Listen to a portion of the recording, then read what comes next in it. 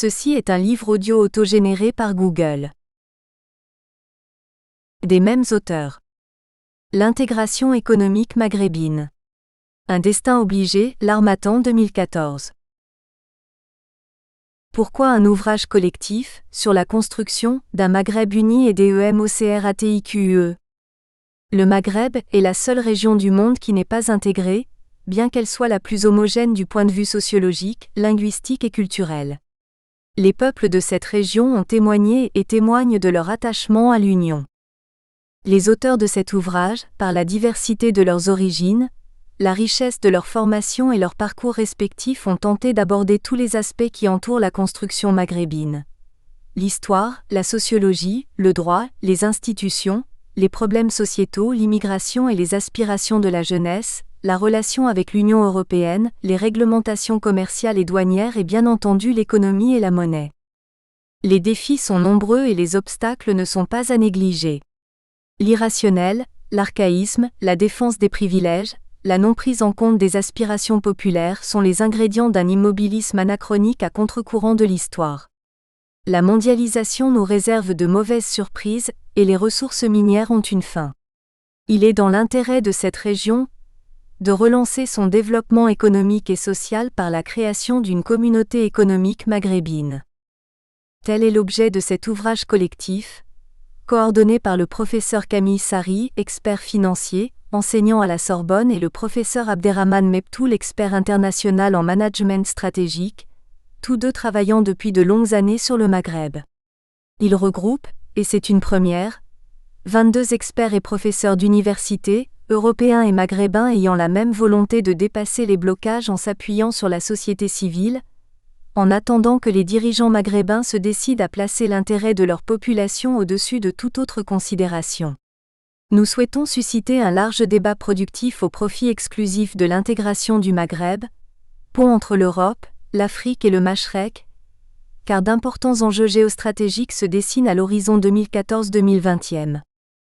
Précisons que les contributions contenues dans cet ouvrage sont exclusivement sous la responsabilité de leurs auteurs. Nous n'avons pas voulu donner des orientations limitatives, ni exercer une quelconque censure. Nous sommes convaincus qu'une telle démarche participe à l'épanouissement des idées et à la créativité des propositions. Nous tenons à remercier vivement Gilles Bonafy, un pro-maghrébin convaincu, d'avoir consacré un temps considérable pour la relecture de cet ouvrage et d'y avoir apporté les corrections nécessaires, sans dénaturer les contenus des contributions. L'Institut euro-maghrébin d'études et de prospective a mobilisé ses ressources pour donner un visage définitif à cet ouvrage qui sera un point d'appui pour sa promotion et sa vulgarisation, agissant en tant que think tank de référence pour le Maghreb. Notre reconnaissance va à Khalid Karaoui, qui nous a permis de faire connaître nos travaux relatifs à l'intégration maghrébine auprès des médias. Nous tenons à remercier vivement tous les auteurs qui ont participé à sa rédaction et qui ont bien voulu livrer leurs réflexions et propositions. Aussi, cet ouvrage s'articulera en deux parties. 1. Quelle gouvernance? Pour quelles institutions? L'indispensable démocratisation des sociétés maghrébines. 2. Le Maghreb face aux enjeux géostratégiques. Camille Sari et Abderrahmane Mebtoul. Première partie. Quelle gouvernance? Pour quelles institutions? L'indispensable démocratisation des sociétés maghrébines. Mohamed Amattat. Quelques pages glorieuses dans la SOLIDARITEMAGHREBINE. Le soutien du Maroc à la guerre de Liberation à Algérienne de 1956 à 1962. Du Centre national de formation des inspecteurs de l'enseignement à Rabat. La période comprise entre les années 1956 à 1962 constitue une étape cruciale dans l'histoire du Maghreb moderne. Le Maroc et la Tunisie avaient recouvré leur indépendance alors que l'Algérie était encore sous le joug du colonialisme, et entamé la troisième année de sa guerre de libération. Cette situation a nécessité la mise en œuvre d'une clause d'un accord précédemment signé entre les dirigeants des armées de libération des trois pays du Maghreb arabe, qui stipulait que, dans le cas où un État acquérait son indépendance, Il devait autoriser les armées des deux autres États encore colonisés à utiliser son territoire comme une base arrière pour la libération de leurs pays respectifs. Or depuis 1956 le Maroc et la Tunisie étaient indépendants.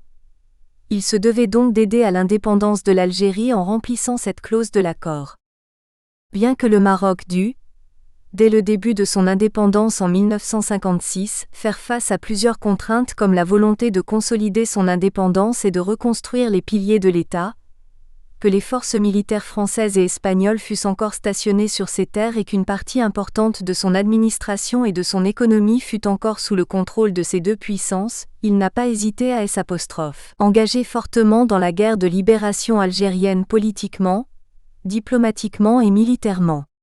Il a décidé d'être un acteur essentiel dans la lutte pour l'indépendance de son voisin de l'Est et dans l'achèvement de la construction du Maghreb, surtout qu'à ses débuts la révolution algérienne souffrait d'un manque en armement et financier. Près d'un demi-siècle après l'indépendance des pays du Maghreb, il est utile de relire sereinement cet aspect de notre lutte commune et d'en tirer les conséquences. Les résultats de cette relecture que nous voulons aussi objectifs que possible, nous permettront d'envisager l'avenir des relations entre nos deux pays. Nous utiliserons, pour ce faire, 3 points méthodologiques dans notre étude du soutien tant diplomatique et politique que militaire du Maroc à la lutte pour l'indépendance de l'Algérie. Appelons d'abord qu'en plus d'avoir autorisé l'armée de libération nationale algérienne à utiliser son territoire comme base arrière pour ses troupes, le Maroc a accueilli, entre 1956 et 1962, des milliers de réfugiés algériens. Comment cela s'est-il réalisé ? Dans quelles conditions et quels ont été les mérites des acteurs internes et externes de ce remarquable fait historique ? 1. Maroc. Le soutien politique et diplomatique à la révolution algérienne. Malgré les pressions internationales, le roi Mohamed V a, dès la première année de l'indépendance de son pays, souligné la nécessité pour le Maroc d'être aux côtés de l'Algérie en guerre. Parce que l'Algérie est un pays voisin et les Algériens sont nos frères, nous partageons le même destin, et tout ce qui s'y passe a une résonance profonde dans notre pays.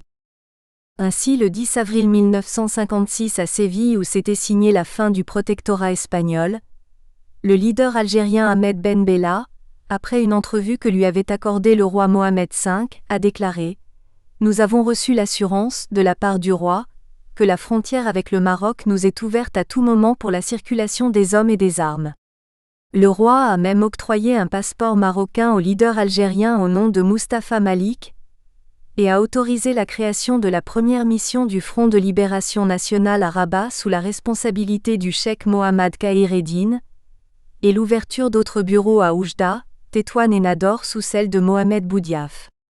Le souverain du Maroc a aussi décidé d'offrir à la révolution algérienne la première livraison d'armes de l'Irak, qui était destinée à l'armée marocaine, ainsi qu'une quantité importante d'armes dont disposait cette dernière. Cette aide a permis à la révolution algérienne de faire un saut qualitatif dans sa lutte pour l'indépendance du pays, lequel s'est traduit sur le terrain par des succès militaires sur le sol algérien. Cependant, lors du congrès de la Soumam, 20 août au 10 septembre 1956, les dirigeants du Front de Libération Nationale optèrent majoritairement pour la primauté de l'action politique sur l'action militaire. La France, qui cherchait à se soulager des charges de la guerre en Algérie, pour se consacrer à la situation générée au canal de Suez par l'Égypte de Nasser, accueillit favorablement ce changement en Algérie.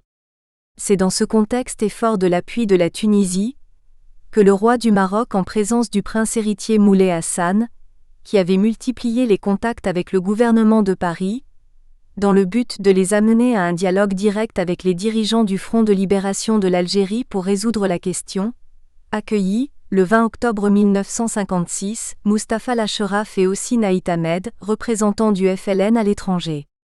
Ces derniers firent part au roi de la décision du Congrès de privilégier l'action politique sur l'action armée. Le président tunisien Habib Bourguiba, qui approuvait cette décision, a émis le vœu d'accueillir à Tunis une délégation algérienne. Et c'est ainsi que Ahmed Ben Bella, Mohamed Boudiaf et Rabah Bita rejoignirent les 2 autres membres de la délégation à Rabat. Les 5 hommes devaient prendre le vol Air Atlas, mais leur avion fut intercepté et ils furent arrêtés. Les autorités françaises, mises au courant du plan de vol de l'avion qui transportait les 5 dirigeants de la révolution algérienne, ont justifié cet acte de piraterie par l'application de la juridiction militaire en Algérie. La première réaction à ce premier détournement aérien de l'histoire fut la démission d'Alain Savary, ministre français chargé des relations avec le Maroc et la Tunisie, et la ferme condamnation du Premier ministre Guy Mollet qui, en apprenant la nouvelle du détournement, s'était écrié « Cela n'est pas possible et si c'était fait, c'est de la pure folie ». Il craignait surtout de réveiller la colère des peuples arabes au moment où se préparait secrètement l'agression tripartite contre l'Égypte entre le 2 et le 5 novembre. Au Maroc, le roi Mohamed V a fermement dénoncé le détournement de l'avion en disant « Ma douleur est trop grande et profonde et ma tristesse. C'est comme si on avait arrêté mon propre fils. J'aurais effectivement aimé partager le sort de mes hôtes, et peut-être que ma douleur aurait été plus légère si je les avais accompagnés. » En protestant contre le gouvernement français, le Maroc a rompu ses relations diplomatiques avec ce dernier pendant 9 mois, ce qui a causé de graves dommages à son économie et lui a fait perdre l'aide technique et financière française. L'avortement de la conférence de Tunis a eu de graves conséquences au sein du Maroc. Meknès a été le théâtre d'événements contre les membres de la communauté française. Le gouvernement marocain fut contraint d'assurer la protection des Français. En Algérie, à la fin de 1956 et au début de 1957, la résistance se durcissait avec des attentats commis dans des lieux fréquentés par les Européens comme les cafés, les stades et les gares routières. Malgré cela, le soutien du Maroc à la révolution algérienne ne s'arrêta pas. Le roi Mohamed V ordonna le don de 250 millions de francs à Abdelkrim al-Khatib et Hafez Ibrahim pour l'achat d'armes. Des fusils Mauser furent livrés au cheikh Halal et au représentant Kadiri Abdul Hafid et Boussouf au Maroc et leur transfert vers l'Algérie. Il ordonna également le renforcement des bases de formation militaire implantées dans les villes de Oujda et de Nador, et permis aux gestionnaires du FLN de développer les infrastructures dans les zones frontalières, ce qui leur a facilité les attaques répétées contre les troupes françaises en Algérie. Le bombardement du village tunisien de Sidi Youssef en février 1958 par l'aviation française avait convaincu le gouvernement du roi Mohamed V que le Maroc restait sous la menace d'une attaque similaire tant que les éléments actifs de l'armée de libération nationale algérien restaient sur son territoire. Malgré cela, l'aide financière et en armement à la révolution algérienne a continué de se renforcer. La France va multiplier les zones d'accès restreints à la frontière avec le Maroc, avec la création des sections Actions spéciales SAS, et la mise en œuvre, à l'initiative de son ministre de la Défense André Maurice, des lignes barbelées fortifiées et électrifiées le long de la frontière à l'est et à l'ouest de l'Algérie. Les autorités militaires en Algérie vont lancer des attaques répétées sur le sol marocain après le rejet du gouvernement provisoire de la République algérienne, GPRA, des suggestions du général de Gaulle dans ce qu'il appelle la paix des braves. La plus grave de ces attaques a eu lieu sur les camps algériens de Mbeni Matar, dans la nuit du 2 au 3 décembre 1958, faisant de nombreuses victimes tant algériennes que marocaines. La France a justifié son agression parce que les moudjahidines algériens utilisaient le camp de Hilal à l'est d'Mbeni Matar comme point de départ de leurs attaques sur les troupes françaises en Algérie, après avoir traversé les lignes fortifiées des frontières. Dans son discours lors de la fête du trône du 18 novembre 1958, le souverain marocain salua l'héroïsme et le courage du peuple algérien et incita les Marocains à poursuivre leur aide à la guerre de libération algérienne. La visite du président du gouvernement provisoire de la République algérienne, GPRA, Ferhat Abbas, entre les 22 et 27 novembre au Maroc, avec Abdelhamid Meri et du ministre des Affaires maghrébines, consolidera ses liens et développera une nouvelle stratégie pour maintenir le soutien militaire marocain à la révolution algérienne. Les résultats dans le domaine militaire ne se sont pas fait attendre. En janvier 1959, les forces de sécurité françaises vont subir leurs plus lourdes pertes depuis le début de la révolution en Algérie. Ces succès militaires n'ont pas empêché le gouvernement marocain de continuer à privilégier la solution politique afin de réaliser les aspirations du peuple algérien à la liberté et à l'indépendance.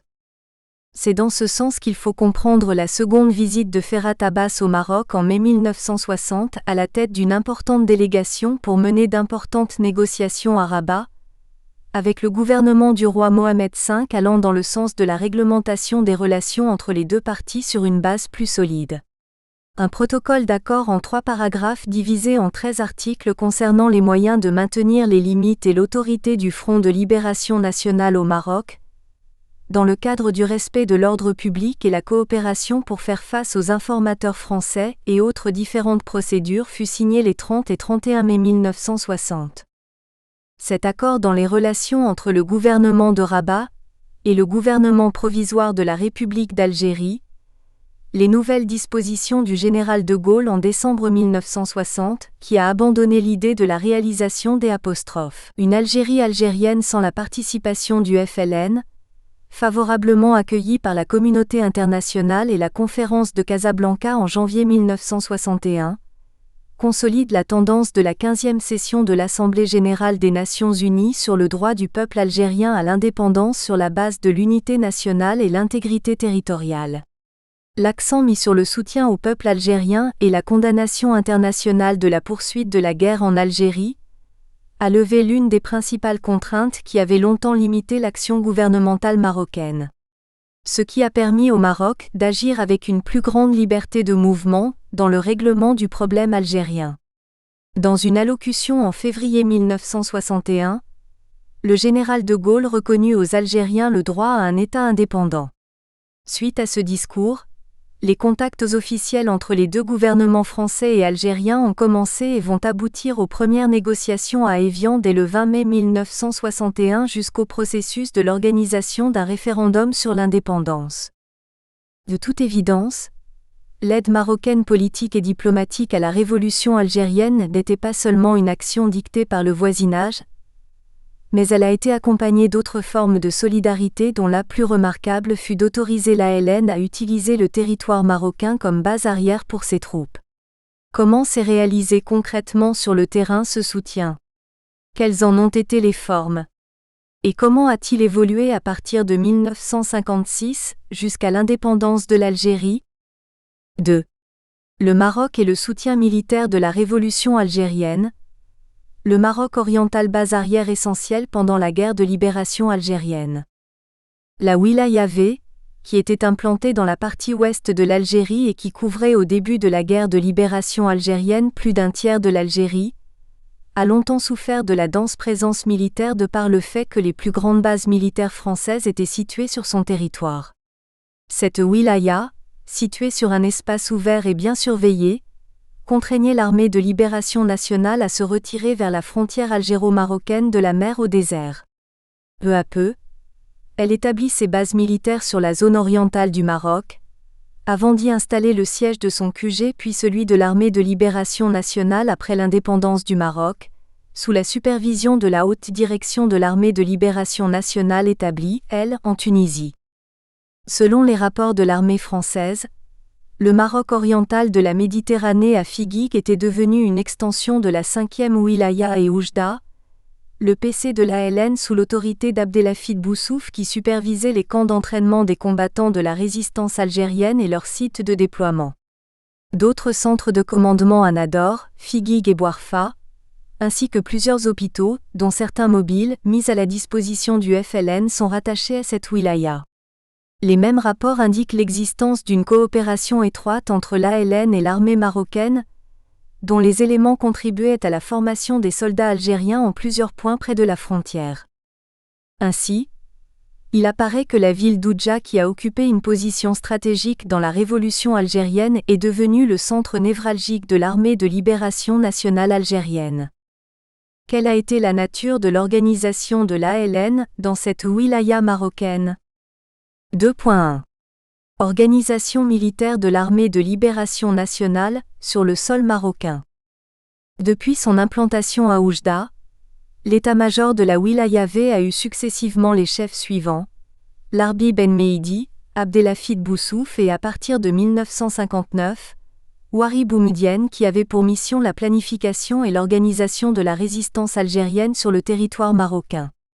Avant 1956, l'Égypte de Nasser pourvoyait en armes la révolution algérienne. Dès l'acquisition de son indépendance, c'est le Maroc qui va devenir jusqu'en 1959 son principal pourvoyeur d'armes et de munitions ainsi que son bailleur de fonds. Après cette date, le gouvernement marocain va subir des contraintes tant internes qu'externes pour contrôler les armes transitant par les ports marocains. Cette situation imposée fera opter la direction algérienne à fabriquer son armement dans plusieurs centres situés à Tétouan, à Souk el-Arba'a, à Bouznika, à Tamara, à Skirat et à Mohamedia, sous la supervision d'experts étrangers et le contrôle des autorités marocaines. Dès son arrivée à Oujda en 1957, Abdeslam Belaïd a constaté l'insuffisance du nombre de soldats algériens pour mener des opérations militaires à l'intérieur de l'Algérie. Ainsi, il a été décidé de lancer un appel à travers le territoire marocain par le commandement général en vue de recruter des jeunes, en particulier des élèves et des étudiants algériens et leur donner une formation politique et militaire. À cet effet, il a été décidé de créer la première école de formation des cadres algériens à Oujda. Abdeslam Belaïd en fut l'un des professeurs. Les postulants algériens vivant au Maroc étaient si nombreux que les autorités algériennes implantées à Oujda ouvrirent plusieurs annexes et autres centres de formation militaire dans des villes marocaines comme Laraïch, Missa, Berkane, Kabdana et centres The Guingamp et l'Arbi Ben Meidi à Oujda-Ville. De nombreux autres sites militaires gérés par des éléments de l'Algérie armée de libération nationale ont été également construits dans plusieurs endroits du Maroc, principalement dans les zones frontalières. Ces écoles, centres et autres sites étaient sous l'autorité directe de Wari Boumedienne, promu au grade de colonel et chef de l'état-major l'armée de libération nationale depuis 1960. Les combattants de l'armée de libération nationale algérienne au Maroc ont été estimés, par les autorités militaires françaises, à 3500 voire 4000 hommes à la fin de l'année 1959. Ces forces se scindaient en 3 groupes. Les unités militaires le long des frontières, les soldats affectés au transfert d'armes et ceux qui recevaient des formations dans les centres. Tous étaient complètement à la charge de l'ALN. Malgré la force de l'organisation dans ces centres militaires, les déserteurs étaient condamnés à la prison ou même à la peine capitale selon la gravité de leur cas. Avec l'évolution de la guerre d'Algérie, le nombre de centres militaires va augmenter. Ils seront aussi de mieux en mieux structurés. De même que le nombre de représentations du Front de libération nationale, qui va bientôt couvrir la plupart des régions du Maroc. L'étendue du champ de bataille a obligé le haut commandement à diviser sa présence sur les sites au Maroc au début de 1960 en 2 fronts. Le nord de l'Oranie et le sud-ouest algérien. De nouveaux centres de commandement de ces régions, travaillant en étroite coordination avec les comités du Front de libération nationale sous la supervision de la direction de la Wilaya V de Oujda, ont été installés. Les villes où sont implantés les sites militaires et leurs fonctions. 2.2. L'organisation des opérations militaires à partir du territoire marocain. Après avoir terminé leur formation militaire, les hommes de l'armée de libération nationale opéraient à partir de plusieurs centres frontaliers tels Kouréich, Afir et Saïdia et le village de Tahir à Beni Adrar vers l'Algérie après avoir franchi les lignes fortifiées. Ils effectuaient des attaques surprises contre les forces françaises dans le pur style de la guérilla. Dans les années 1959 et 1960, ont eu lieu les affrontements les plus violents, affrontements où l'armée de libération a utilisé des armes sophistiquées. Ce qui a contraint les troupes françaises à utiliser des bombes au napalm qui ont causé de grandes pertes parmi les rangs de la résistance algérienne, à tel point que les combattants algériens n'étaient plus en mesure de franchir facilement les frontières. Les opérations menées par la résistance algérienne avaient un écho positif parmi la population marocaine. Devant l'ampleur des infiltrations des combattants algériens, l'armée française a délibérément installé des champs de mines tout au long de la frontière et placé des projecteurs sur les zones montagneuses pour surveiller les déplacements de l'armée et des voitures transportant les armes et les fournitures. Des techniciens marocains et des éléments de la gendarmerie royale ont contribué au déminage de la frontière et au sabotage des lignes fortifiées. Certains Marocains militants de l'organisation des partisans de Mohamed V ont pris part à l'organisation effective de diverses opérations sur le territoire algérien, entre les années 1956 à 1958 contre les colons français. Des régions frontalières marocaines n'ont pas été épargnées par les bombardements français, et ce jusqu'à l'indépendance de l'Algérie. Il est avéré que la résistance armée algérienne a utilisé le territoire marocain comme base arrière de toutes ses opérations, avec le soutien des autorités suprêmes du Maroc. Ce qui a grandement permis aux Algériens de forcer les autorités françaises à négocier le sort de leur pays. De plus, le Maroc a été un refuge pour tous ceux qui fuyaient les horreurs de la guerre d'Algérie, guerre qui a duré jusqu'en 1962. 2.3. Le Maroc et le soutien aux réfugiés algériens. Dès que l'administration coloniale en Algérie a réalisé que le Maroc et les Marocains soutenaient la révolution algérienne, elle a pris un certain nombre de décisions, entre mars 1956 et décembre 1957. Ainsi et sous le prétexte de maintenir l'ordre et la sécurité dans toute la province d'Oran, du nord au sud, plusieurs zones situées le long de la frontière algéro-marocaine ont été interdites pour se protéger de l'infiltration des éléments de l'armée de libération algérienne. Fuyant les exactions des forces coloniales dues à une guerre dévastatrice, des milliers d'Algériens ont trouvé refuge dans les régions orientales du Maroc. Le Front de libération nationale a blâmé l'armée française d'être responsable de cet exode, l'accusant de ne pas faire la distinction entre les félagas et la population civile et du déracinement de près d'1 million de paysans dépossédés de leurs terres et regroupés dans le cadre de l'opération 1000 villages, après avoir transformé leurs terres en zones interdites. De leur côté, les autorités françaises ont considéré que la responsabilité de l'exode massif de la population vers la Tunisie ou le Maroc incombait au FLN. L'officier de Pie, qui a étudié la question des réfugiés entre les années 1956 et 1962, est allé dans le même sens, accusant les Algériens d'exploiter, dès juillet 1957, ce problème en présentant un rapport au Comité international de la Croix-Rouge à Genève, CICR, pour obtenir des subventions internationales. À ces accusations, le journal El Moudahid a répondu que le Front de libération a au contraire ordonné à la population algérienne de ne pas quitter leurs terres et leurs maisons. Ce à quoi les autorités militaires ont répondu, tout en reconnaissant les missions de ces ordres, que les félagas craignaient surtout que cet exode allait les priver de l'accès à l'approvisionnement et au refuge que leur garantissait la population. Quelles que fussent les causes de cette tragédie, le résultat a été que des milliers d'Algériens ont trouvé refuge à l'est du Maroc en attente d'une solution globale à la question algérienne. Le nombre de réfugiés algériens dans l'est du Maroc depuis 1956 jusqu'à la signature des accords d'Évian restera difficile à évaluer tant les chiffres donnés par les représentants du Front de libération nationale ne correspondaient pas à ceux donnés par les autorités françaises ou marocaines ou même par les représentations des organisations internationales dans la région. Si l'objectif de construire une ligne Maurice était de mettre un terme au mouvement des éléments de l'armée de libération nationale à partir du territoire marocain, il était aussi censé réduire le nombre de réfugiés algériens vers le Maroc. Les chiffres fournis par les autorités marocaines ou françaises aux représentations des organisations internationales étaient contradictoires et leur interprétation variait selon les intérêts de chaque partie. Le premier recensement des réfugiés algériens et de leur répartition sur le territoire marocain, effectué par la représentation semi-officielle du Front de libération nationale à Oujda à la fin de l'année 1957, a donné les chiffres suivants.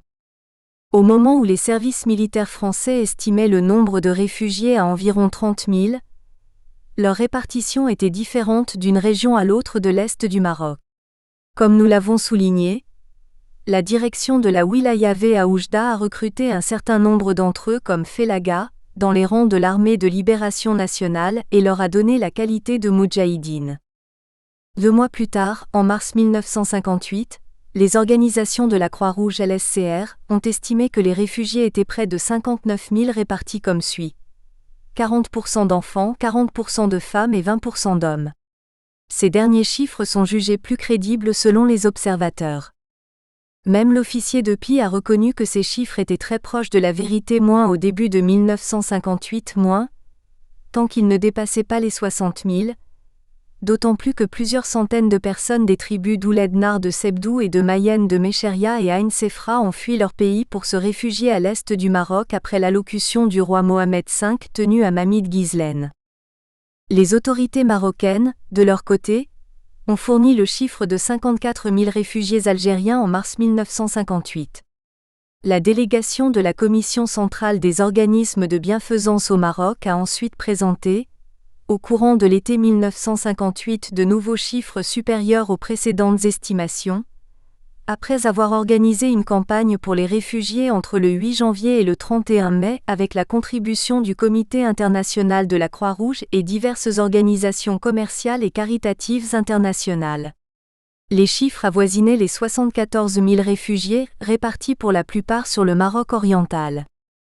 Par la suite, les estimations varient de 100 000 en décembre 1959, selon l'agence Maghreb Arabe Presse, à 200 000, Croissant Rouge algérien.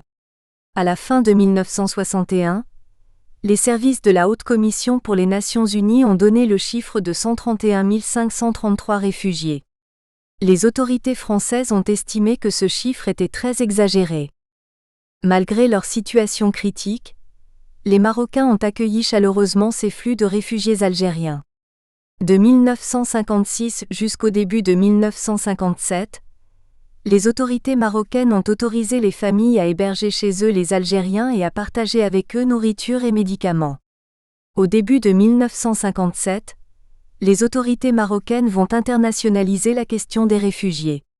Le secrétaire général de l'emploi d'Oujda a déclaré que le gouvernement marocain envisage la création de camps de réfugiés et de demander une assistance immédiate de l'Organisation des Nations Unies. Le Front de Libération a à son tour fait appel au Comité international de la Croix-Rouge à Genève.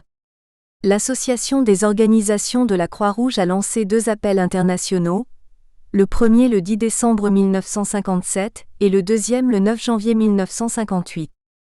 L'Organisation des Nations Unies a accepté d'examiner la tragédie des réfugiés algériens au Maroc comme problème humanitaire, après la recommandation du représentant du Haut-Commissariat des Nations Unies pour les réfugiés Félix Schneider, qui a considéré que le problème des réfugiés exige des efforts constants et une action coordonnée pour soulager la misère et le dénuement dans lesquels vivent tous ceux qui ont quitté leur terre de force.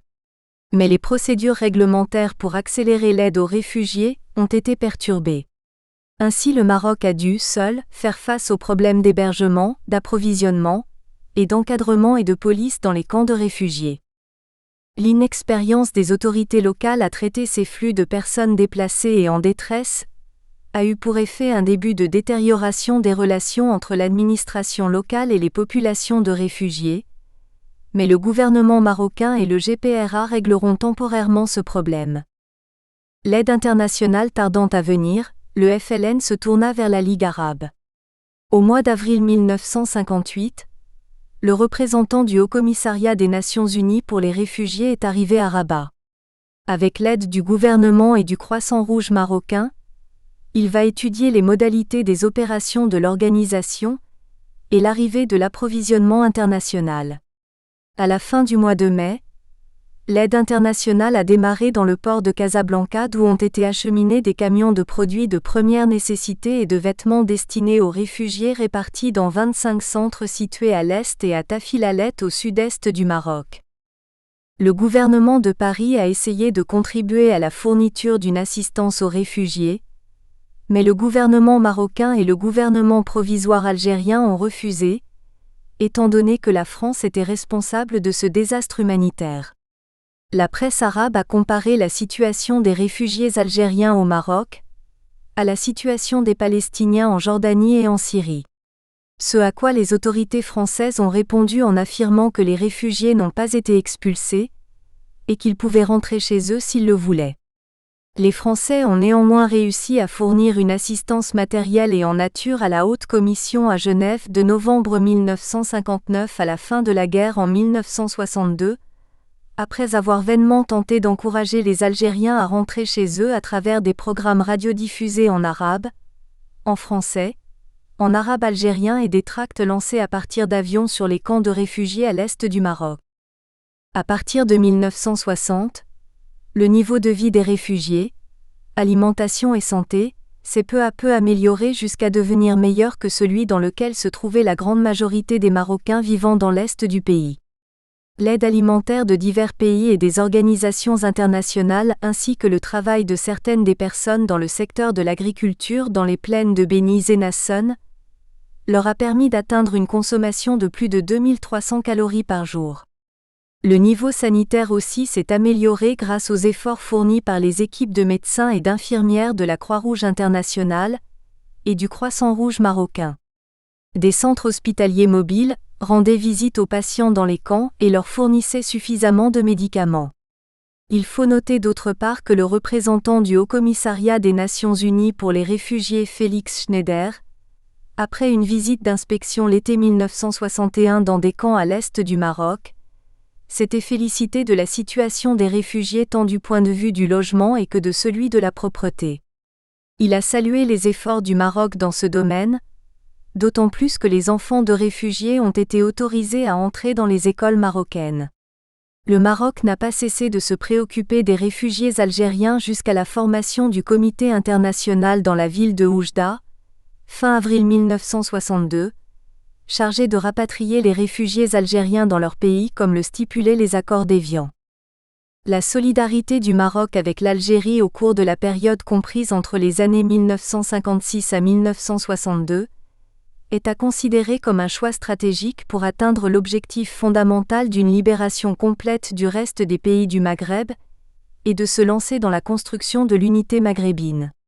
Dès la première année de l'indépendance, le Maroc a reçu les réfugiés algériens, militaires et civils, et a permis le transfert d'armes et de fournitures à l'intérieur de l'Algérie.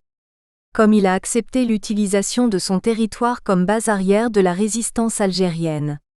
Cette solidarité a aussi pris des manifestations diverses allant du soutien de la population marocaine, soutien financier grâce à des dons populaires, à celui des autorités gouvernementales pour couvrir tous les besoins de la Révolution, soutien médical en médicaments et en ambulances, hospitalisation des moudjahidines algériens blessés dans les hôpitaux marocains, et même participation directe d'éléments de l'armée de libération marocaine à de nombreuses batailles militaires sur le territoire de l'Algérie. Un sentiment fort d'union entre Algériens et Marocains s'est concrétisé dans cette période difficile, en particulier dans la zone frontalière. Une page brillante de solidarité et de partage d'un sort commun a soudé les deux peuples voisins contre le mouvement colonial pour l'indépendance et la réalisation de l'unité du Maghreb tant espérée. Toutefois, ce rêve s'est vite estompé à cause des changements internationaux et de la nature des options idéologiques prises par les deux pays, ainsi que des signes de discorde déjà perceptibles à la veille de l'indépendance qui vont entraver les projets de développement dans la région dans le cadre de l'Union du Maghreb. Aujourd'hui, il est urgent de dépasser les divergences héritées de la période coloniale et porter un nouveau regard sur la base de la logique d'une coopération constructive dans la région, pour relever les défis et réaliser le développement global. Comme il est nécessaire de prendre le train des relations internationales, surtout dans cette phase critique où l'histoire de la région est caractérisée par le printemps arabe, et tirer les leçons de ce qui est advenu des régimes tunisiens et libyens. Il nous faut retrouver les promesses de la construction de l'Union du Maghreb arabe. Bibliographie. Documents en arabe. Amattat, Mohamed. Les Algériens au Maroc entre les années 1830 à 1962, contribution à l'histoire du Maghreb maison contemporaine. Bourg-et-Greg, Presse et Éditions 2008. Naissance d'une nation, partie 3 1957 à 1958, Le Palais Royal, Rabat 1958. Mémoire de Ahmed Ben Bella comme dictée par Robert Merle, traduction Afif Lagdar, Dar al-Adab, Beyrouth. Agira Abderrahman, l'Est du Maroc et son soutien continu de la résistance algérienne, Journal de la Résistance et de l'Armée de Libération, numéro 19, décembre 1989, pp 32 à 33. Alaoui, Dib, Amin, la voix de l'unité du Maghreb arabe dans la poésie populaire marocaine, Algérie-Maroc comme modèle, Université d'hiver. Séminaire, la contribution des anciens dans la construction du Maghreb, premier livre, Axis Publications historiques du ministère de l'Éducation nationale, 1988, pp 256 à 310. Amr Ahmed Amr, Abdel Raouf Ahmed Amr, Ahmed Ben Bella fils de l'Afrique du Nord. La Chambre nationale de l'imprimerie et de l'édition, Le Caire 1963.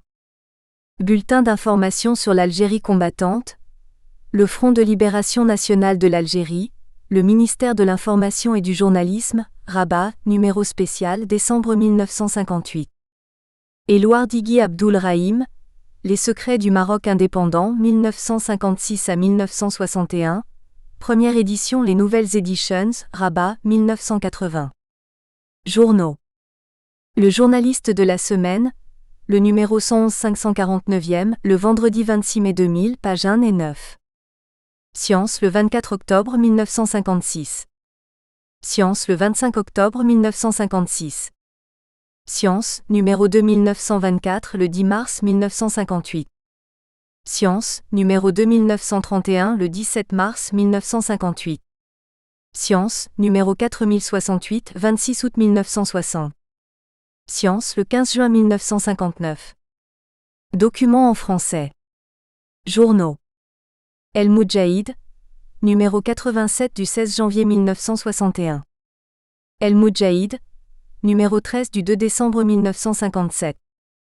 El Moudjahid, numéro 14 du 17 décembre 1957.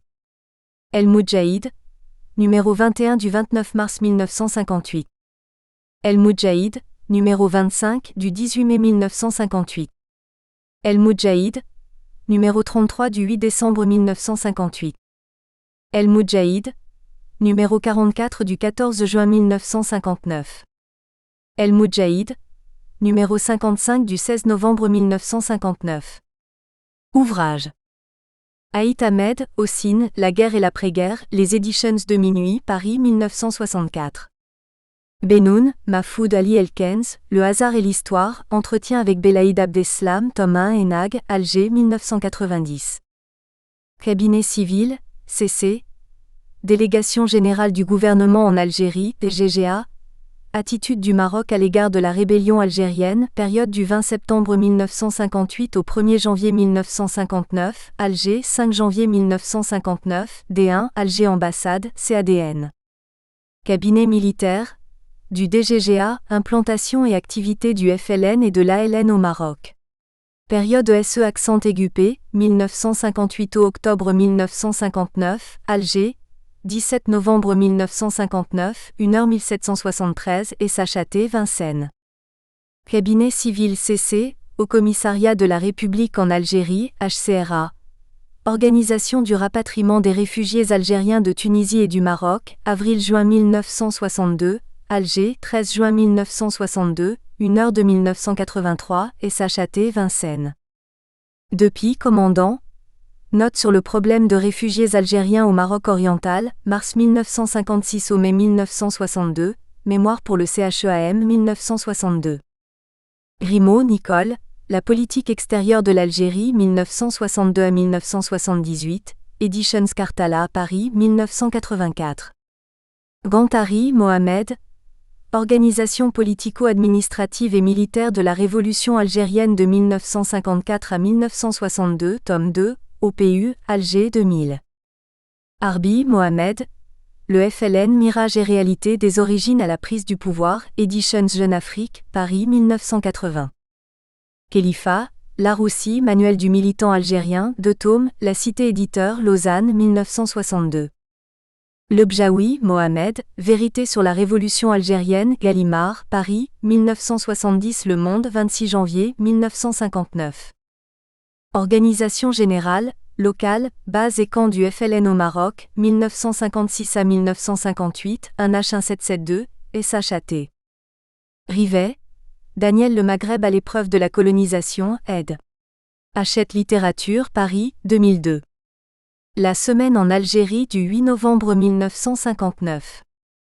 Stora, Benjamin, Algérie-Maroc, Histoire parallèle, Destin croisé, La Rose, Paris, 2002.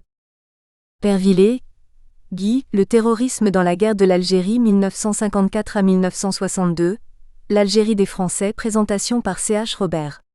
Agéron, série Histoire, aide du Seuil, Paris 1993.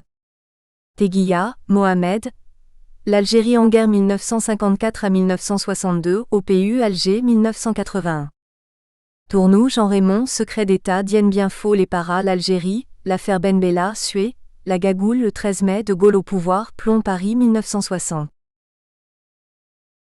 Abderrahmane Mebtoul et l'IGOUMIRI, l'Algérie a besoin d'une nouvelle gouvernance. Au moment où l'on parle d'engager des réformes à la fois politiques, sociales et économiques, je vous propose dans cette modeste contribution, afin de susciter un débat productif, de poser un problème stratégique déterminant pour l'avenir de l'Algérie, à savoir l'urgence d'une nouvelle gouvernance pour l'Algérie que je qualifie de re-engineering. Cela peut s'appliquer à l'ensemble des pays du Maghreb. 1. Il faut partir de la situation antérieure puis évaluer celle d'aujourd'hui. Nous dirons d'abord que l'Algérie n'est pas à l'abri des périls qui la guettaient avant, et n'a pas trouvé à ce jour la voie de sortie d'une crise multidimensionnelle aiguë. Les problèmes majeurs demeurent. La crise de confiance persiste à l'intérieur et à l'extérieur de l'Algérie, accentuée par les scandales financiers. Les conditions critiques d'implosion demeurent, les frustrations persistent, les perspectives s'assombrissent et enfin les fondements d'un développement durable du pays ne sont toujours pas réalisés. Si nous nous arrêtons aux équilibres macroéconomiques et à la dette, il est évident que nous avons bénéficié d'une conjoncture favorable à nos exportations d'hydrocarbures et de bonnes conditions pluviométriques qui nous donnent un peu de répit. Cette embellie est indépendante de nos efforts.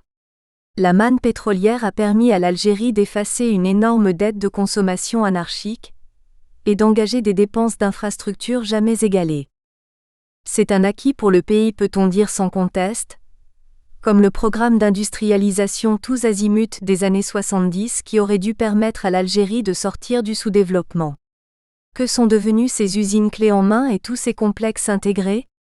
En 1990, lors d'une visite dans notre pays, le président japonais du KEIDAREN disait « L'Algérie, quel gaspillage !» Il n'est pas permis de commettre 2 fois de suite les mêmes erreurs. Nous n'avons pas le droit de gaspiller des ressources non renouvelables pour un développement non durable. Si l'Algérie investit dans les biens durables et les techniques modernes, ceux-ci doivent s'accompagner par des investissements tout aussi importants dans l'éducation-qualification, la démocratie-liberté et l'environnement-préservation. C'est là que le bât blesse. C'est l'investissement immatériel qui manque aujourd'hui cruellement à ce pays. Nous pouvons investir autant de milliards de $, sans connaître de développement voire régresser, comme nous le craignons aujourd'hui. L'âge d'un pays n'a rien à voir avec son niveau de développement. Ainsi l'Égypte et l'Inde ont plus de 2000 ans et sont classés pays pauvres. Le Canada et l'Australie ont moins de 150 ans et sont classés pays riches. De même, la taille des pays et leur richesse naturelle n'ont pas d'effet direct sur leur niveau de développement.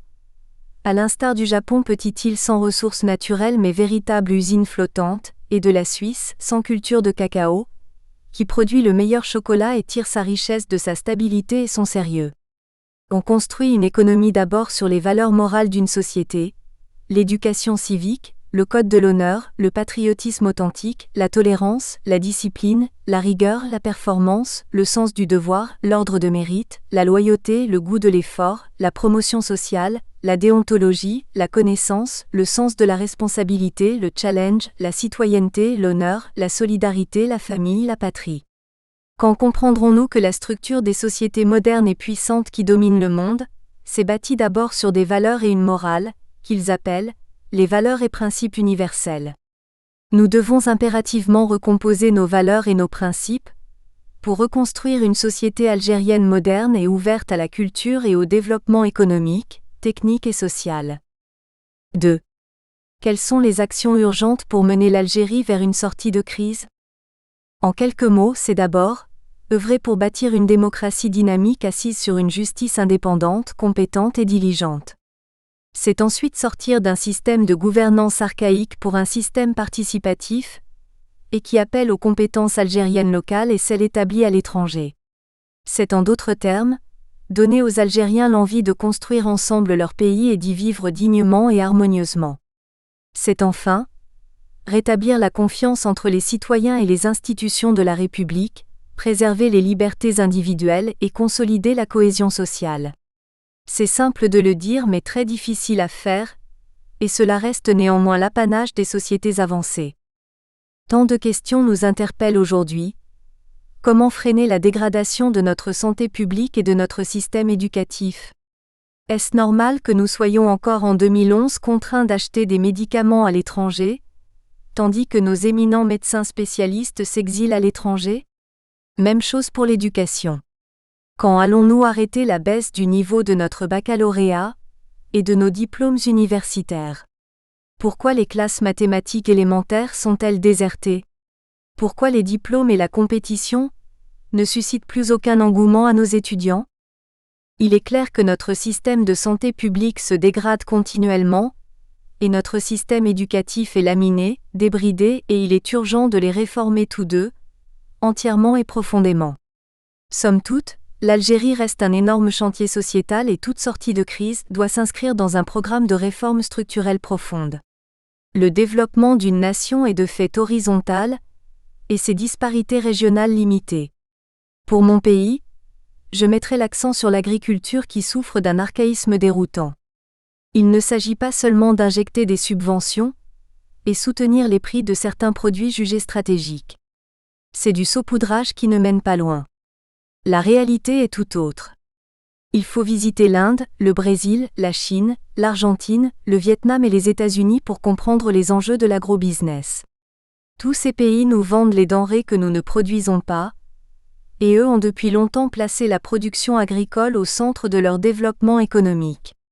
Depuis la réforme agraire des années 60 à ce jour, nous cherchons à développer notre agriculture, mais en fait, avec nos nouvelles habitudes de consommation, nous augmentons sans cesse la facture de nos importations. Dans le domaine de la santé, dans les années 70, nous avions une avance considérable sur les pays voisins, voire ceux du continent. La médecine s'exporte très bien, et les produits pharmaceutiques sont un des enjeux de domination et souveraineté des nations. L'Algérie aurait dû être aujourd'hui un grand pays exportateur de produits pharmaceutiques, et accueillir dans nos hôpitaux les patients étrangers qui ne peuvent se payer les services hospitaliers européens. Aujourd'hui, j'observe avec tristesse notre dépendance accrue en matière de soins chirurgicaux et produits pharmaceutiques. L'industrie chimique et gazière algérienne a raté le grand virage des années 80, pour se restreindre simplement à l'approvisionnement en gaz naturel de l'Europe et des USA. La chimie du gaz judicieusement déployée aurait donné à l'Algérie une place dominante dans le monde par l'exportation d'une multitude de produits chimiques à très hautes valeurs ajoutées. Les monarchies du Golfe l'ont vite compris et mis en application. Les petites industries de transformation n'ont pas non plus connu un véritable soutien à l'instar de pays comme l'Italie des années 70, plus récemment dans les années 80, l'Inde, le Brésil, la Turquie où soit les régions, soit l'État central offraient d'importantes facilités aux PMI pour leur assurer une croissance rapide et une intégration dans les processus d'industrialisation. Dans les années 80, ces trois derniers pays offraient à leurs citoyens non résidents des soutiens financiers sans pareil pour séduire ces entrepreneurs venus en particulier d'Allemagne, UK et USA et maîtrisant un savoir-faire. Où se placent aujourd'hui ces pays dans le classement de la Bird? Depuis 1969, nous parlons de transfert de technologie. Qu'avons-nous réellement transféré et que maîtrisent parfaitement aujourd'hui nos ingénieurs, nos techniciens et nos entreprises? Sérieusement, pouvons-nous éluder une telle question? La priorité aujourd'hui est de bien penser nos actions et cesser de répéter les mêmes erreurs. Faire mal et refaire, faire faux et continuer, emprunter une impasse et persister. 3. Le grand défi de l'Algérie s'inscrit dans le défi de la mondialisation ainsi que dans l'après-hydrocarbures, et impose donc la nécessité d'un re-engineering. Nous prenons le train de la mondialisation en retard, et y sommes accrochés sans y être installés. La chute est possible à tout moment. Notre salut nous le trouverons par l'application d'une politique volontaire et pragmatique de qualification de tout notre système de gouvernance. Toute l'Algérie a besoin de retourner à l'école. En premier lieu, l'administration est progressivement devenue un pôle de médiocrité et de toutes les dérives. Il s'agit d'abord de réunir les conditions pour attirer les meilleurs cadres de la nation, pour transformer notre administration en moteur du développement. La formation continue doit être généralisée à tous les niveaux, et l'ordre du mérite devenir le levier de la promotion sociale. Aucun gouvernement n'a affiché comme ultime priorité la qualification et l'intégration. C'est le moyen le plus sûr de prévenir la chute. Dès 1969, l'Algérie a formé, tous azimuts, des dizaines de milliers de techniciens en URSS, aux États-Unis et en Europe, mais ne s'était pas penché sérieusement sur leur intégration dans le pays et leur placement aux postes clés. En définitive, ce potentiel est allé en grande partie renforcer l'élite de ces mêmes pays. Ce cycle persiste à ce jour et personne ne tire la sonnette d'alarme. Si nous en restons là, nous ne pourrions jamais affronter les défis de la mondialisation. Qu'en est-il donc pour l'après-hydrocarbures ? Tout le monde en parle mais personne ne veut s'y plonger sérieusement, car cela donne des frissons. Pour l'ensemble du monde, l'énergie est un problème stratégique. Les événements planétaires ont changé le cours de l'histoire des nations. Tout le monde savait que cela allait se produire mais nous nous sommes toujours trompés quant à leur échéance. Cela arrive toujours plus tôt que prévu. Souvenez-vous, la réunification de l'Allemagne, l'avènement de l'Union européenne, la fin de l'apartheid, la chute de régimes dictatoriaux et d'autres. L'Algérie procède aujourd'hui à l'importation de gasoil. L'épuisement pour l'Algérie est dans 40 ans d'après certaines estimations, pour d'autres experts, moins de 20-30e ans. Certains membres du gouvernement, récemment, annonçaient de nouvelles découvertes et repoussaient encore plus loin l'échéance. Mais en fait, tout dépend des vecteurs coûts-prix internationaux et de la concurrence et des énergies substituables. Après-demain, comment allons-nous vivre ou survivre ? Quelles ressources de devises trouver pour que l'Algérie puisse équilibrer sa balance commerciale ? Ces questions d'actualité sont éludées dans tous les débats et les programmes politiques, et nous ne pouvons cacher notre grande inquiétude pour notre pays, si nous n'entreprenons pas immédiatement des réformes structurelles, permettant un re-engineering profond de l'Algérie durant les 10 à 15 prochaines années et mené à pas soutenus. Faut-il rappeler qu'après l'indépendance, il s'agissait de recouvrer nos ressources naturelles et construire une économie algérienne prospère et durable ? Le système économique colonial ne pouvait se poursuivre dans une Algérie indépendante. Les fameux plans, quadriennal et quinquennal, basés sur les exportations de pétrole et gaz ont permis certes à l'Algérie de dégager des ressources financières appréciables permettant de lancer un programme étatique volontariste d'industrialisation tous azimuts. Mais après, l'Algérie s'est-elle industrialisée ? Le schéma directeur des industries industrialisantes, travaux de Gérard de Berny, des années 70 est mort. Le schéma directeur de la production en substitution aux importations est frappé de désuétude. Plus récemment, les autres schémas de la privatisation totale ou des investissements directs étrangers, ID, ont montré leurs limites. Aujourd'hui, d'aucuns pensent encore que l'entrée à l'OMC ou l'adhésion improbable à l'UE pourrait tirer d'affaire l'Algérie. Arrêtons l'errance et comme dit l'adage, il n'y a pas plus sourd que celui qui ne veut rien entendre. Nous n'avons ni plan A, ni plan B, ni troisième voie. Pourquoi ?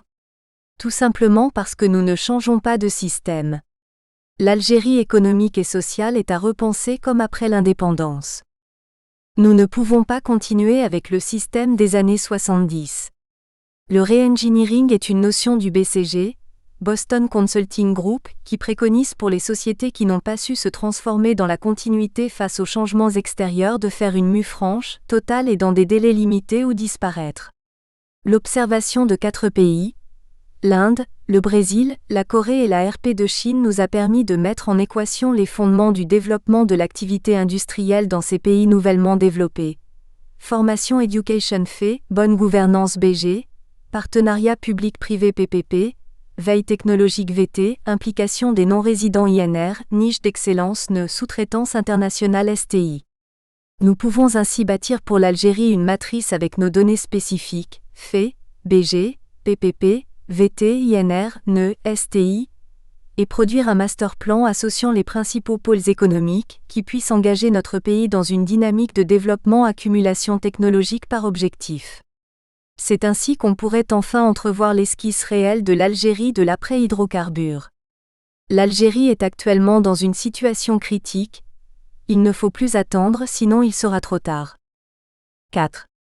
La réussite de ces actions précédentes suppose une vision stratégique clairement datée et synchronisée, fondée sur un dialogue permanent entre toutes les forces sociales, loin de toute vision autoritaire et donc une réforme de la gouvernance. Nous observons qu'en matière de choix des dirigeants, nous puisons dans un même jeu de dominos les pièces pour jouer une partie, puis on les mélange pour engager une nouvelle partie. Serions-nous plus perspicaces que ceux qui ont déjà affirmé qu'aucun changement ne viendra sans une modification radicale du mode de gouvernance qui a traversé successivement 4 décennies, d'un système qui paralyse l'initiative et qui reproduit inéluctablement les mêmes schémas? Nos intellectuels croient fortement qu'aucune réforme n'aboutira sans changement profond de l'État, du système et des organes qui l'articulent. Nous sommes tous convaincus aussi que la bonne gouvernance devra accompagner ces changements sans précipitation, certes mais sûrement en associant des Algériens de diverses sensibilités et compétences, y compris les non-résidents. Sans chauvinisme, le dialogue des civilisations est d'une importance capitale devant revoir d'ailleurs le fondement des relations internationales et de la mentalité culturelle figée de certains dirigeants où les peuples ont soif de liberté, évitant de les assimiler à des tubes digestifs. L'apport des entreprenants étrangers dans une coopération gagnant-gagnant étant nécessaire, cependant, l'Algérie sera sauvée par le génie des Algériens et tant qu'on n'adhérera pas à ce principe de base, nous vivrons une errance économique qui conduira à notre ruine. Nous disposons de compétences suffisantes en Algérie et à l'étranger pour nous en sortir, à condition cependant de savoir bien jouer nos cartes, de développer une stratégie économique basée sur nos capacités propres, d'opérer les choix judicieux avec nos partenaires étrangers, et enfin, d'utiliser nos richesses pour un développement durable. Il s'agit de préparer l'avenir des générations futures et donc, de donner un espoir à la jeunesse. Se mentir les uns les autres ou se cacher la réalité nous entraînera irrésistiblement vers d'autres épreuves tragiques. Nous restons constructifs en disant que tout n'est pas perdu, mais le temps presse pour redresser le bateau Algérie et l'éloigner enfin de la zone de tempête où il se trouve. Pour cela, nous devons procéder sans complaisance à un examen très lucide de la situation, et dresser le cas échéant un constat d'échec pour mieux réagir dans plusieurs segments de la vie économique et sociale. Ces segments sont l'éducation-formation, la santé, la stratégie industrielle, la modernisation de l'agriculture, la culture financière des acteurs économiques, l'efficacité de l'administration, la relance et la croissance des entreprises, la réduction des déséquilibres régionaux et des inégalités sociales, la formation civique et politique de la jeunesse et tant d'autres domaines.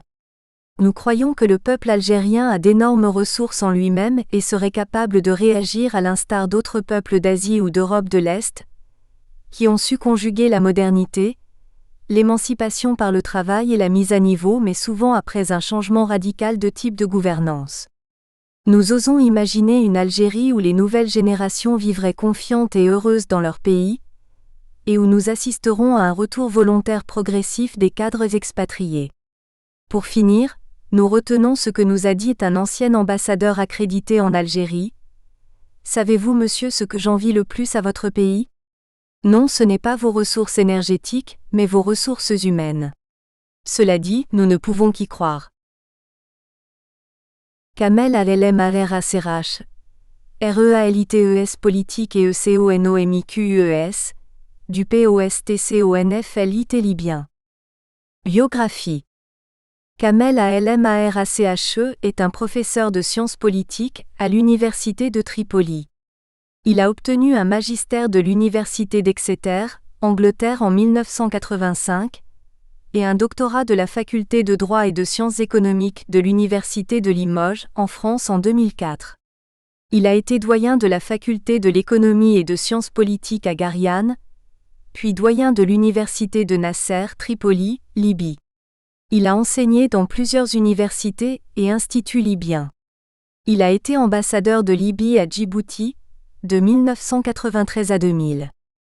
Il donne également des conférences et séminaires au niveau international sur la situation politique, économique et stratégique de l'Afrique du Nord dont la Libye fait partie. Il participe souvent comme analyste politique et économique sur plusieurs chaînes arabes, françaises et anglophones. Il est consultant international sur la Libye et fait des études spécialisées sur la Libye pour les multinationales qui travaillent en Libye. Le contexte politique. Auparavant, le régime libyen, en particulier son système politique et économique, était basé sur le Livre vert, œuvre fondatrice du colonel Mouammar al-Kadhafi qui voyait en ce livre une troisième théorie universelle de synthèse entre le libéralisme et le marxisme.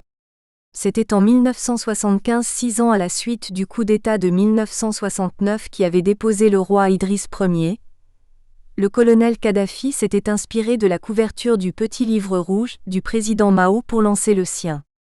Tout un programme stricto sensu, avant que ne soit promulguée la Jamaïria libyenne en 1977, sorte d'état des masses qui prétendait appliquer la démocratie directe qui a duré 36 ans.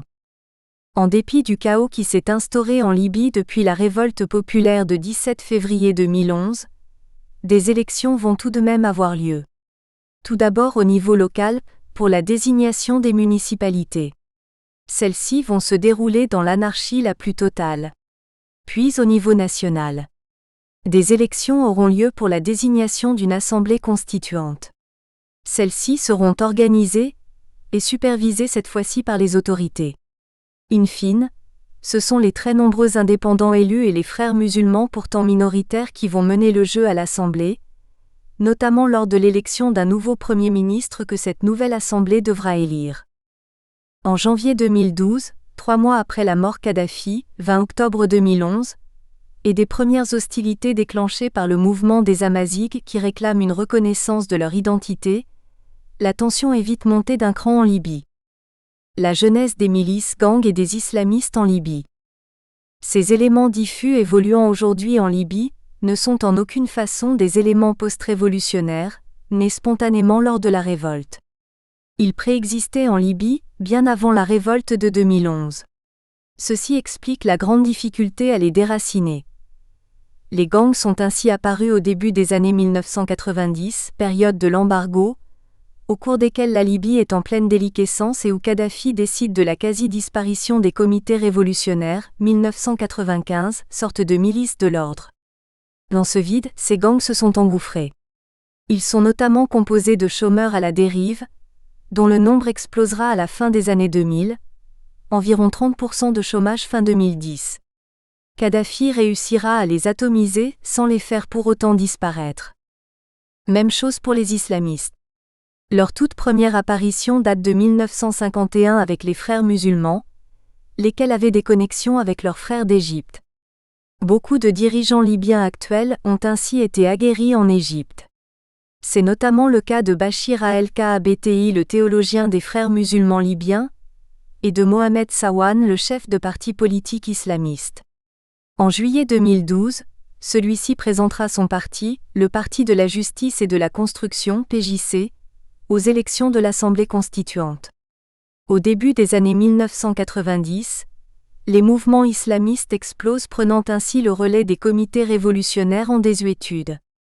Durant cette période où le pouvoir kadhafien est affaibli, les islamistes n'ont eu de cesse de tenser la population sur la drogue, la prostitution, l'argent dépensé, faisant même de la corruption leur credo privilégié, allant jusqu'à interpeller lors de débats télévisés les autorités libyennes à ce sujet.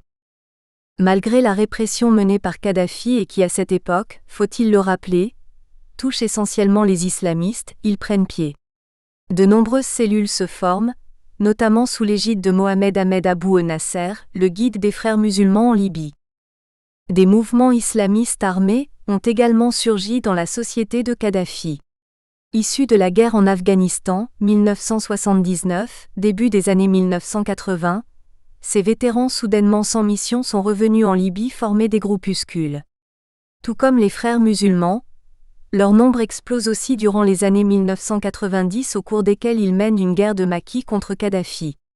On peut citer le Al-Jihad, le groupe islamique combattant libyen GICL d'Abdelhakim Bellage ou encore le mouvement des martyrs islamistes MMI de Mohamed Ben Fadel al-Khalifa.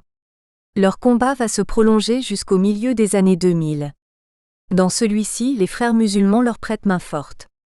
En atteste une lettre d'une page, Akmi, Othman Tazagar, annexe, document 10, Editions Jean Picolec, daté du 23 juillet 2001, signé de la main du chef des frères musulmans, Mohamed Ahmed Abou Nasser, et destiné au fondateur du GICL. On peut y lire clairement le soutien du mouvement apporté à Mohamed Ben Fadel al-Khalifa. Bien que pourchassé et emprisonné, certains d'entre eux porteront allégeance à Al-Qaïda. C'est le cas, en 2006, de certains chefs tels qu'Abdulhakim Bellaj, d'Abu Yahya al-Libi, de son vrai nom Mohamed Hassan Caïd, est tué par un drone américain en 2011, Soufiane al-Kouma, le chauffeur personnel d'Oussama Ben Laden et Abdulhakim al-Assadi, originaire de la ville de Derna, qui a combattu en Afghanistan avant de rejoindre l'insurrection libyenne. Durant la révolte de février 2011, les islamistes djihadistes étrangers ont indéniablement encadré les manifestants. Des éléments d'Al-Qaïda, et particulièrement d'AQMI, Al-Qaïda au Maghreb islamique, dont le sanctuaire est aujourd'hui le Mali, ont en effet envoyé certains de leurs membres combattre aux côtés des islamistes libyens. En atteste le témoignage d'un ancien haut gradé de l'armée de Kadhafi, réfugié en Tunisie après la mort du leader libyen. Avant cette révolte, je n'avais jamais vu des personnes portant une barbe rousse orangée. Je ne savais pas d'où elle venait, explique ce militaire qui reproche encore à Saif el-Islam, le fils et le dauphin présomptif de Kadhafi, d'avoir payé cher la libération d'islamistes libyens emprisonnés à Guantanamo. Saif el-Islam, au nom d'une réconciliation avec les islamistes, avait en effet libéré, à partir de 2003, des islamistes emprisonnés en Libye, aux USA, mais aussi dans d'autres pays notamment africains en lutte contre le terrorisme. Un communiqué de 3 pages, daté du 23 février 2011, des Al-Andalus, l'organisme de propagande chargé de la diffusion des communiqués d'AQMI atteste de son côté très clairement du soutien d'AQMI aux insurgés. Nous assurons notre soutien et notre aide à la révolution libyenne dans ses justes revendications, et nous déclarons à notre peuple en Libye, nous sommes à vos côtés, nous ne vous abandonnerons jamais avec l'aide d'Allah. Nous donnerons tout ce que nous possédons pour vous venir en aide, Inch'Allah. Et nous n'avons pris les armes que pour vous défendre face à ces despotes qui ont confisqué vos droits, pillé vos richesses et vous ont privé des conditions les plus élémentaires d'une vie digne, de la liberté et de la dignité humaine, dans leur sens le plus simple. À bon nombre de membres d'AQMI, la révolte permettra d'acheminer une quantité très importante, y compris des tonnes missiles vers le Mali. Si dès la fin de la révolte, les Towars, les rebelles, lourdement armés ont revendiqué tour à tour la paternité de la révolution, aujourd'hui, ils entendent régner en maître sur les villes, les quartiers et les édifices publics conquis par la force des armes par chacune des milices et gangs islamistes ou tribaux. Annexe 1. Cette mainmise, notamment sur les bâtiments ministériels ou lieux stratégiques, les aéroports, les bases militaires, les casernes militaires ou bien les commissariats de police, ont amené ces milices à avoir une emprise directe sur les politiques libyennes. Cette emprise s'est exercée d'abord sur le Conseil national de transition, CNT, chargé d'assurer la transition politique de mars 2011 jusqu'en août 2012, date des élections d'une assemblée constituante, et sur les 2 gouvernements de transition, ceux de Mahmoud Djibril et d'Abdul Rahim Al-Keb, puis sur le tout nouveau gouvernement élu en novembre 2012. Le 21 janvier, le siège du Conseil national de transition, CNT, qui assure provisoirement la direction des affaires courantes avec le gouvernement, est pris d'assaut par près de 1500 hommes armés de barres de fer. Ces bureaux, situés à Benghazi, sont saccagés avec des grenades artisanales. Parmi les manifestants, des jeunes, des personnes âgées mais aussi des intellectuels. Au CNT, c'est l'incompréhension. Cet incident intervient la veille de l'annonce de mesures très démocratiques. La mise en place de la loi électorale élaborée par le CNT en prévision de l'élection en juin d'une assemblée constituante, laquelle doit élire un Premier ministre et désigner un comité de 60 experts chargés d'élaborer la Constitution. Et par ailleurs, la création d'une commission électorale chargée d'organiser cette élection. Cet incident est loin d'être anodin. Au cours des exactions, un fait a mis en exergue la gravité de la situation. Mustapha Abdel-Jalil, le président du CNT, a dû quitter le bâtiment grâce à une brigade d'ex-rebelles qui lui a sécurisé le passage. Ceci révèle que le CNT, dont les membres sont inconnus pour la plupart, viennent de l'étranger ou appartiennent à l'ancien régime, est contesté au point de mettre en danger ses représentants. Les élections qui doivent élire une assemblée constituante doivent donc se tenir au plus vite en juin, afin de donner une vraie légitimité à un Premier ministre qui sera élu par cette assemblée et à son gouvernement. Le CNT va pourtant être pris de court, dans l'organisation de la représentation politique du pays. S'il a bien prévu des élections nationales pour la mise en place d'une assemblée constituante, en revanche rien n'a été envisagé sur le mode de fonctionnement des partis politiques. Par ailleurs, en dépit de la création de conseils locaux dans les localités, villes et districts, prévue par la loi sur l'administration locale, loi numéro 59 du 26 juillet 2011, les Libyens vont en effet organiser des élections municipales sans la tutelle des autorités en place et sans aucun nouveau cadre juridique. C'est un nouveau signe de contestation et surtout de l'anarchie qui règne en Libye. Tour à tour, celles-ci vont avoir lieu spontanément dans les villes. À l'appui, une quarantaine de partis, sortes de boutiques sans programme, sans chef ni règles, vont participer aux différents suffrages. La première ville à donner le coup d'envoi est Misurata, la ville désignée martyr durant la révolte. Des élections y sont organisées le 20 février. Puis plus tard, cela sera le tour de la ville de Zouara. Organisée dans la plus totale anarchie, avec en toile de fond de sérieuses bagarres en coulisses, ces élections ont eu le principal bénéfice de procéder au renouvellement des personnalités municipales élues. Les anciens du régime ayant en effet été écartés. Quant à leur confidentialité, beaucoup doutent qu'elle ait pu être respectée. Quelques mois plus tard, le CNT a bien tenu ses promesses. Malgré un petit mois de retard, a lieu l'élection de l'Assemblée constituante. Le texte concocté par le CNT prévoit ainsi l'élection au suffrage universel, en passant par l'isoloir, d'une Assemblée constituante, appelée aussi Congrès national général, CNG, autrement dit le Parlement. Une première, quand on sait que cette Assemblée était sous Kadhafi élue à main levée, sans confidentialité, par les comités généraux populaires de base, CGPB. Cette modalité de vote à main levée était déjà instaurée sous le roi Idriss et a été reprise par Kadhafi. Les Libyens vont donc être amenés à élire directement 200 députés, dont 120 indépendants et 80 issus de partis politiques. Une répartition qui favorise les tribus, les représentations individuelles isolées plutôt que les formations politiques. Dans le texte, les femmes sont les grandes oubliées. Elles ne peuvent être représentées qu'au niveau des listes des candidats des groupes politiques à hauteur de 10%, alors qu'il était question au départ d'un quota de 50%. Autre surprise, les islamistes participent au pouvoir.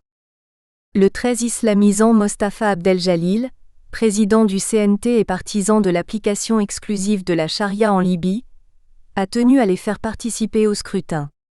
Si le risque est faible qu'ils obtiennent un bon score aux élections, ils ne représentent que près de 10% de la population. L'opportunité leur est ainsi donnée de s'imposer comme future force politique face à une démocratie qui souffre de l'absence de ses attributs principaux, à savoir le respect de la loi et de l'autorité de l'État. En outre, des forces politiques réelles, partis politiques, programmes idéologiques, pourraient contester les islamistes sur leur propre terrain. Enfin, démagogie oblige, le texte prévoit aussi que soient écartées les personnes ayant occupé des postes à responsabilité dans les comités révolutionnaires, CR, lesquels ont pourtant quasiment disparu en 1995. Sont écartées également les personnalités ayant eu des postes dans les organes de sécurité, tout comme celles qui ont participé à la répression de la révolte. Bien qu'il n'y ait toujours pas de loi qui les régisse, plus de 300 partis politiques voient le jour, sorte d'officines sans programme précis. Principalement, il y a les islamistes du Parti Justice et Construction, PJC, des Frères musulmans, dirigés par Mohamed Sowan, mais aussi le Parti de la Nation de l'ex-djihadiste à la tête de milice, Abdoulhakim Bellage. Face aux islamistes, il y a le Front National du Salut Libyen, FNSL, dirigé par Ibrahim Saad, et une coalition de 58 partis traditionnels, appelés abusivement libéraux, l'Alliance des Forces Nationales, AFN, avec à leur tête Mahmoud Djibril, mais qui n'est pas candidat. Il a été ensuite nommé à la tête du tout premier gouvernement. Mais sa carrière politique est stoppée net, après avoir été accusé par les islamistes d'avoir dérobé quelques 25 millions de dinars de la Banque centrale libyenne. Vrai, faux ?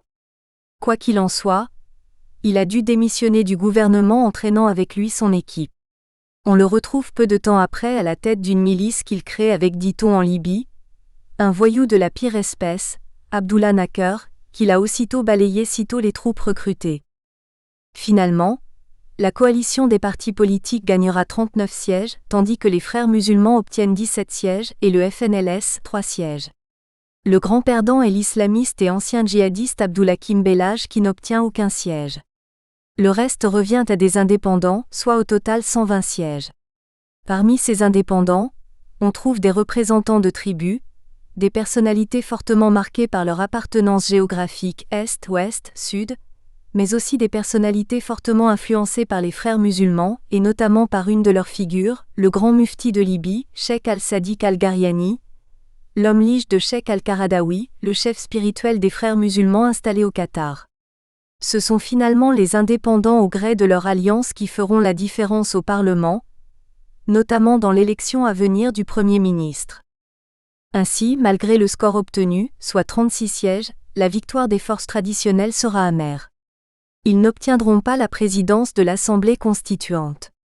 L'alliance entre les Frères musulmans et les indépendants de l'Est de la Libye va en effet se faire au détriment du candidat soutenu par les libéraux, à savoir Ali Zidane issu de l'oasis de Ouadan, Sud, qui appartient à la coalition de Mahmoud Djibril. Ce qui va profiter à un indépendant, Mohamed Youssef al-Megraïef qui est issu de la tribu des Al-Maghba située à Ajdabiya, Est. Autre grosse déception, l'élection d'un nouveau Premier ministre par l'Assemblée constituante. Là aussi, les libéraux seront écartés. Si au premier tour, Mahmoud Djibril, le candidat libéral est en voie de l'emporter, l'alliance des Frères musulmans et d'un certain nombre d'indépendants qui ne souhaitent pas sa victoire va permettre la victoire de Mohamed Abou Chagour, le 12 septembre 2012. Il est à noter que celui-ci sera aidé par la Commission de la Transparence, qui lors du deuxième tour, et non pendant la constitution des listes, a écarté de la liste de Djibril 4 candidats soupçonnés d'avoir appartenu à l'ancien régime. Finalement, Achagour gagnera seulement avec 2 voix d'écart contre Djibril, 96 voix contre 94.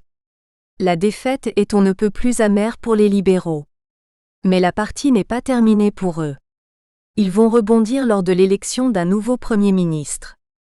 Mustapha Abou Chagour restera finalement très peu de temps à son poste de Premier ministre.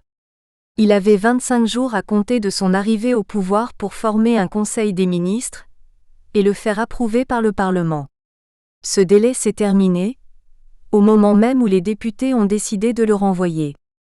Les membres du Congrès général national l'ont rejeté à 125 voix contre 44, avec 19 abstentions. La raison de ce refus ? Pour la constitution de son gouvernement, M. Abou Chagour n'a pas voulu céder aux sirènes aussi bien des islamistes que des libéraux et même de Megraïef, le tout nouveau président de l'Assemblée constituante. Ces derniers lui demandaient des postes clés, tels que le ministère des Affaires étrangères, la défense ou encore pour régler le problème de la représentativité régionale de prendre des personnalités issues exclusivement de Benghazi, Est, une des rares villes mixtes qui fait cohabiter aussi bien des populations de l'Est, de l'Ouest et du Sud. Son indépendance n'a pas résisté à la fronde des tout nouveaux députés. Du coup, une nouvelle élection fut organisée dans l'urgence. Cette fois-ci, Ali Zidane, le candidat indépendant soutenu par les libéraux est élu avec 93 voix face à son rival, Mohamed Al-Harari, frère musulman dans l'âme, qui n'obtient que 85 voix. Ali Zidane sera élu grâce aux voix des indépendants du Sud et de l'Ouest, ainsi que celles des libéraux de Mahmoud Djibril qui ne souhaitent pas voir un frère musulman à la tête du gouvernement. D'autres élections se préparent. Tout d'abord l'élection ou la désignation d'un comité d'experts de 60 membres, pour l'élaboration de la Constitution. Quelle orientation celle-ci donnera à la Libye ? Va-t-on vers un fédéralisme ? Ou gardera-t-on l'unité du pays ? Quelle place occupera la charia ? Autant de questions essentielles auxquelles devront répondre les experts. Par ailleurs, l'Assemblée constituante a décidé d'annuler les élections municipales en raison de l'absence de cadre juridique. Et surtout parce qu'elles sont un facteur de dissension. À Tripoli, par exemple, la population n'arrive toujours pas à s'entendre sur le découpage territorial de la ville et sur les limites géographiques de la capitale. Où commence-t-elle et où se termine-t-elle ? Du coup, l'élection a du mal à se mettre en place. Par ailleurs, les Libyens devront repasser par les urnes pour l'élection de leur président. 2 figures sont déjà en compétition, celle de Mahmoud Djibril et celle de Mohamed Al-Megarieff. Enfin, il se peut que se tiennent des élections législatives pour élire cette fois-ci une Assemblée nationale. Pour celle-ci, le score des islamistes est source d'inquiétude. Bien que minoritaires à la mort de Kadhafi, environ 10% les islamistes progressent en effet timidement mais sûrement en Libye, depuis la fin de la révolte, grâce à l'insécurité, le chômage des jeunes, l'argent du Qatar et de l'Arabie saoudite, les islamistes de tous bords, frères musulmans et salafistes, achètent en effet des immeubles, des boutiques. Dans certaines villes, à Benghazi par exemple, des comités moralisateurs se sont créés. Composés de femmes, ils exigent le port du voile. Des mausolées de saints marabouts sont détruits et des fatwas sont lancés. Un tribunal islamique est même mis en place à Derna, Est, un des anciens fiefs du wahhabisme, malgré l'opposition des autorités qui exigeront sa dissolution. Dans cette même ville, on récite déjà le Coran qui sert de manuel d'enseignement dans les écoles. Si la principale raison de l'échec relatif des islamistes à l'élection de l'Assemblée constituante est leur trop grande agressivité envers une population musulmane traditionnelle encore conditionnée par l'anti-islamisme prôné par Kadhafi, il est fort à parier qu'au fil des mois, les islamistes tentent d'apprivoiser la population. Les dollars distribués par le Qatar et l'Arabie saoudite, l'insécurité, la corruption, l'absence de leader, le chômage sont autant de facteurs qui pourraient leur être favorables. À bien des égards, 2011 aura été une année capitale pour la Libye. La chute du régime Kadhafi a pour la première fois apporté au pays une chance de mener le type de réformes économiques et sociales jusqu'alors paralysées par des intérêts établis. Bien que le changement en soi offre une opportunité, la façon dont la révolution a abouti a eu de sérieuses conséquences économiques et pose nombre de problèmes. En premier lieu, la Libye a temporairement cessé de produire et d'exporter du pétrole, sa principale source de revenus, tandis que le gel des avoirs du pays par la communauté internationale a créé des obstacles significatifs. Depuis la chute de régime de Kadhafi le 20 août 2011 et le changement politique qui a suivi, l'ONU a reconnu le Conseil national de transition libyen, CNT, comme l'autorité légitime pour gouverner la Libye jusqu'à ce qu'un gouvernement intérimaire soit mis en place. Le CNT a établi un gouvernement de transition, le 22 novembre 2011. La période de transition est régie par la Déclaration constitutionnelle du 3 août 2011, annexe 3. Les partis politiques étaient bannis en Libye depuis 1963 par le roi Idriss Ier et par Kadhafi en 1973. Le Conseil national de transition formé le 27 février 2011 s'est engagé en faveur d'un système démocratique multipartite. Les principaux partis politiques du pays sont le Parti démocratique de la Libye, la Coalition des forces nationales, libérales, le Parti réformiste patriotique de la Libye, le Front national pour le salut de la Libye, le Parti de la justice et de la construction, Frères musulmans. Le 7 juillet 2012, première élection libre et démocratique du pays depuis 42 ans, le Congrès général national est né, 200 membres sont les représentants du peuple libyen. Quelques mois plus tard, le CNT a bien tenu ses promesses. Malgré un petit mois de retard a lieu l'élection de l'Assemblée constituante. Le texte concocté par le CNT prévoit ainsi l'élection au suffrage universel par le passage à l'isoloir d'une Assemblée constituante, appelée aussi Congrès national général, CNG, autrement dit le Parlement. Les Libyens vont donc être amenés à élire directement 200 députés, dont 120 indépendants et 80 issus de partis politiques. Finalement, parmi les partis politiques, la coalition gagnera 39 sièges. De leur côté, les Frères musulmans 17 sièges et le FNLS 3 sièges. Le grand perdant est l'islamiste djihadiste Abdelhakim Bellage qui n'obtient aucun siège. Le reste revient à des indépendants, soit au total 120 sièges. Le contexte économique. À bien des égards, 2011 aura été une année capitale pour la Libye. La chute du régime Kadhafi a pour la première fois apporté au pays une chance de mener le type de réformes économiques et sociales jusqu'alors paralysées par des intérêts établis. Bien que le changement en soi offre une opportunité, la façon dont la révolution a abouti a eu de sérieuses conséquences économiques et pose nombre de problèmes. En premier lieu, La Libye a temporairement cessé de produire et d'exporter du pétrole, sa principale source de revenus, tandis que le gel des avoirs du pays par la communauté internationale a créé des obstacles significatifs. Le conflit a de fait paralysé l'économie formelle, provoquant en 2011 une chute du PIB réel estimée à 41,8%. Néanmoins, l'économie du pays devrait se redresser avec la stabilisation de la situation politique et afficher des taux de croissance estimés à 20,1% en 2012 et 9,5% en 2013. Le retour rapide des compagnies pétrolières étrangères et le fort soutien international au pays augurent bien du rétablissement post-conflit de la Libye. Plusieurs tendances se dégagent. Le gouvernement a pris des mesures nécessaires pour conforter les capacités de l'industrie pétrolière, tout en rectifiant la mauvaise gestion de la ressource par les anciennes autorités. Globalement, le gouvernement d'Ali Zedane considère la réforme de l'économie comme partie intégrante d'une approche générale de la reconstruction du pays. Les dépenses publiques sont sous pression pour canaliser vers ceux que le conflit a le plus affecté les subventions et autres formes de transferts sociaux. En conséquence, le déficit budgétaire représentait 17,1% du PIB en 2011. L'excédent budgétaire était de 8,6% en 2010.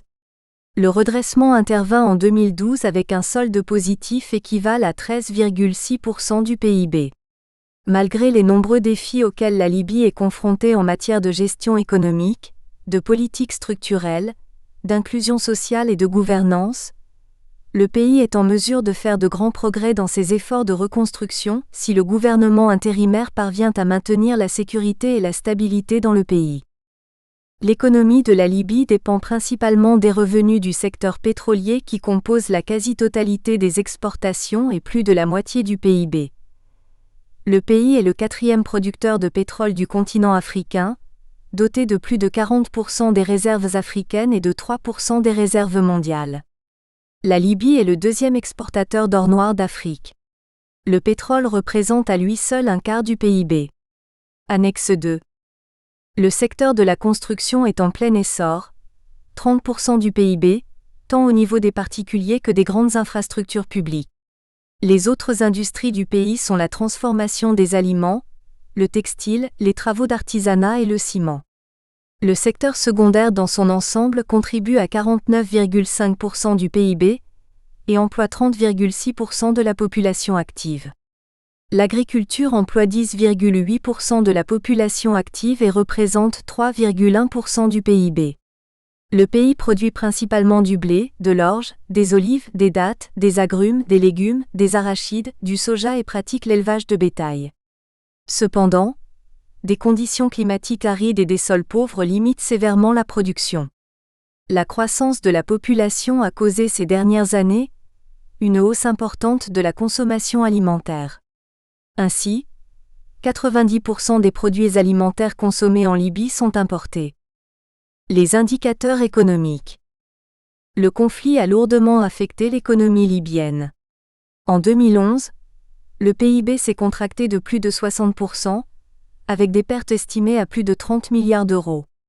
Le retour à une situation stable permet la reprise de l'activité pétrolière et de reconstruction et a conduit le PIB à s'accroître de 76,3% en 2012. L'année 2013 devrait permettre la continuation de ce redémarrage économique, grâce notamment à la relance complète du puissant secteur pétrolier. Mais les grands défis du pays restent sa diversification économique pour sortir de la dépendance pétrolière et la lutte contre la corruption. La reconstruction du pays, la modernisation de ses infrastructures, notamment de transport et de télécommunications, ainsi que le développement des services publics seront les priorités du gouvernement libyen en 2013. Les principaux secteurs économiques. Source Banque mondiale, dernières données disponibles. Indicateur de liberté économique. La Libye, qui est un membre actif de l'UMA, Union du Maghreb arabe, a déposé récemment une demande d'adhésion à l'OMC, ce qui témoigne de son désir d'ouverture économique. Le panier des exportations de la Libye n'est pas du tout diversifié, puisqu'il s'agit à 95% d'exportations liées à l'industrie pétrolière. Les 3 principaux clients sont l'Italie, 22,8%, l'Allemagne 14,3% et la France 14,2%. Les trois principaux fournisseurs de la Libye sont la Tunisie 13,3%, la Turquie 9,1% et la Chine 8,8%. Les produits principalement importés sont le fer et l'acier, les machines industrielles, les véhicules, les céréales ainsi que d'autres produits alimentaires. Principaux pays partenaires. Principaux services échangés. Alors que le pays après 2003 se déplaçait lentement vers une gestion plus rationnelle, l'élan de la réforme avait commencé à ralentir et la Libye a été essentiellement stagnante à la veille du soulèvement de février 2011. En pensant à la reconstruction de l'économie libyenne dans une situation d'après-guerre, il y a 3 points à prendre en compte. 1. L'émergence d'un nouveau gouvernement rendra possible la remise en question de l'avenir de l'économie libyenne. 2. Les réalités du développement économique de la Libye décrits dans le présent document, les dégâts matériels infligés par la guerre, ainsi qu'un certain nombre d'héritages sociaux et politiques liés à la guerre et la façon dont il sera finalement réglé, auront un impact majeur sur les réformes économiques. 3. Le seul remplacement de l'actuel gouvernement n'aboutira pas à une redéfinition des schémas de protection en place depuis 1969. Seule une restructuration des institutions politiques et économiques peut atteindre cet objectif, et sans aucun doute de nombreuses personnes en Libye veulent maintenir les vieilles structures afin de préserver leur propre patronage et puissance. Ceci nécessite non seulement des changements évidents du fonctionnement de l'économie de la Libye et de sa gestion, mais aussi des structures politiques et sociales élargies qui puissent soutenir et informer ces nouvelles initiatives économiques. Comme dans de nombreux pays où l'État a joué un rôle prépondérant, en Libye le défi de l'État dans une économie post-conflit sera de fournir assez d'énergie réglementaire pour éventuellement réduire son propre rôle au profit d'initiatives privées. Étant donné que les entrées centrales et incontrôlées des recettes pétrolières ont été le moteur du patronage, la gestion de ces revenus, les freins et contrepoids de la surveillance et du contrôle budgétaire seront les éléments les plus critiques pour les réformes économiques de la Libye. Sans aucun doute y aura-t-il des différends quant au régime institutionnel, s'agira-t-il d'une loi fédérale ou d'un système unitaire, mais la capacité d'empêcher toute fuite sera cruciale dans la prévention de la défection. Ce que les réformes d'après 1990 et des années 2003, et dans une moindre les mesures prises en 2012 ont démontré, c'est que sans le soutien de l'État pour la création de grandes institutions, dans lesquelles les économies se déplaçant vers le marché, opèrent, toute réforme sera vouée à l'échec ou sera très insuffisante et inefficace. La nouvelle Libye devra donc fournir des garanties suffisantes sur un certain nombre de questions dans le but d'échapper au schéma du passé, au-delà des contraintes de la stabilité macroéconomique, telles qu'un système suffisamment clair des droits de propriété et d'exécution des contrats entre particuliers tout comme pour les entreprises, des mécanismes éradication des comportements anticoncurrentiels, ainsi que des moyens pour promouvoir la confiance et la coopération, et enfin des institutions sociales et politiques pour atténuer les conflits sociaux. L'essentiel étant, compte tenu de l'histoire particulière de la Libye, la seule prévention des défaillances de coordination sera insuffisante. En effet, l'absence d'institutions capables d'empêcher la coordination des échecs, l'absence de l'état de droit, d'un système judiciaire indépendant ou de groupes syndicaux ou sociaux, tout type de partenariats sociaux. Toutes ces structures ont brillé par leur absence au cours des dernières décennies. Au-delà de ces grandes questions réglementaires et institutionnelles restent les réalités pratiques qui, comme la stratégie nationale économique a mis en évidence. Nous espérons que vous avez apprécié cet aperçu. Pour continuer à écouter ce livre audio sur Google Play Livres, utilisez le lien dans la description de la vidéo.